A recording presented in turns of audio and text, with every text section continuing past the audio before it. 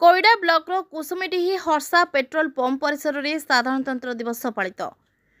सुंदरगढ़ जिला लौह खनि अंचल कोईडा ब्लॉक अंतर्गत कुसुमडीहा ग्राम निकटस्थ हर्षा पेट्रोल पंप परिसर में आनंद उल्लासर सहित साधारणतंत्र दिवस पालन कर पेट्रोल पंप मालिक तथा विशिष्ट समाजसेवी देवेंद्र गुप्ता, मैनेजर कृष्णा साहू, समस्त कर्मचारी एवं कुसुमीडीही प्राथमिक विद्यालय शिक्षक शिक्षयित्री छात्र छात्री जोग देथिले।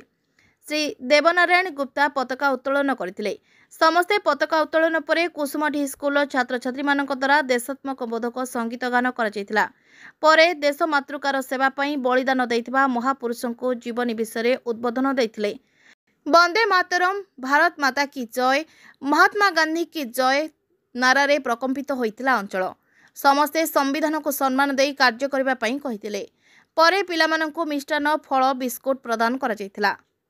कोईडारू सुरेश दास को रिपोर्ट, फोटो न्यूज।